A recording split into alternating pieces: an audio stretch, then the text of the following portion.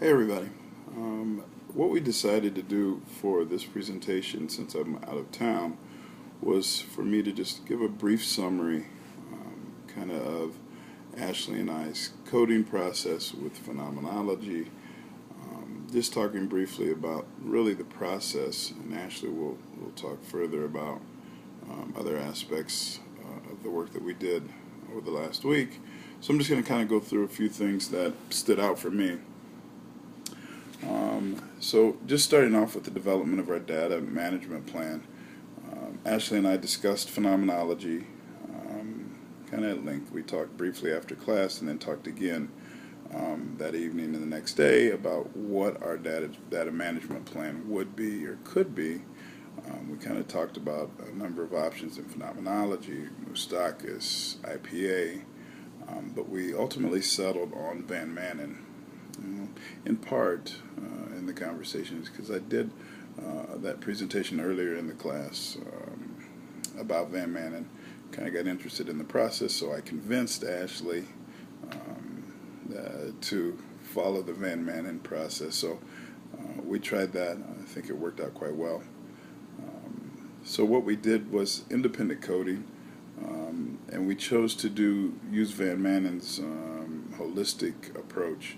So doing like a complete read through of all of the data, all of the interviews. I had a higher level of comfort this time around because this was the second time that I had looked at the data that I hadn't seen previously when I did grounded theory. So I had a better familiarity with the data, which for me that process was quite helpful to have that background and deeper understanding. So we did a holistic read through the entire, all of the transcripts, and from that did interpretive summaries. So we had some conversations as to whether we would do one just overall summary for that interpretive summary, or if we would do smaller summaries for each of the interviews. So we settled on the fact of doing some smaller summaries. So we both summarized each of those interviews, and from those summaries we kind of came together through the process and discussed our summaries. So we talked a number of times. So really that reconciliation, collaborative type of meeting. Did that after discussing the summaries. We kind of talked about our convergence and our divergence, and again we had a lot of aspects that really were converging. Had a few things that were divergent that we kind of discussed and hashed out, and once again, similar to grounded theory, we really kind of figured out that we were saying the same things, but we were saying them differently. So even with our divergence, there were still connections pretty much throughout those aspects. That collaborative process really was the meat and potatoes of the work that we did for this coding process. So just briefly about the findings, we really simply came up with that the phenomenon that we were really discussing was the reunification process. And from those summaries and that collaboration and that overarching theme of reunification as the phenomenon, we talked about themes such as how reunification was experienced. So the theme that continued to show up throughout our interviews and our summaries was how the process of reunification was experienced by individuals, by the family of origin, as well as the adopted families. So those were really themes.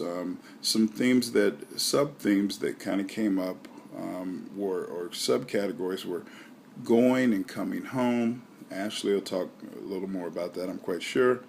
Reclaiming of culture and heritage, tribal affiliations, the reclaiming of that process in reunification.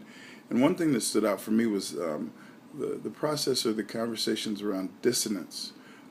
So the family of origin, in terms of these interviews, there was a dissonance that occurred, that the family of origin was happy that their child was reunifying with their tribe and their heritage, but they also had that piece of, will I lose this child? Will I lose a part of who this child has been? The individual also had some dissonance. Happy that they were re-engaging with their family of origin, but also some invisible loyalties, or not even maybe visible loyalties that were kind of showing up, that they had once again that dissonance. And even the tribe could, again, this is the interpretive piece that we talk about, the tribe could have some dissonance. So we welcome them back, but there's still some mistrust to some degree of who these people really will be once they re-engage with the tribe or the heritage. So again, you just see this dissonance that I found to be quite important, and for me is something that really stood out as we went through. So just in summary, I think the process was really good.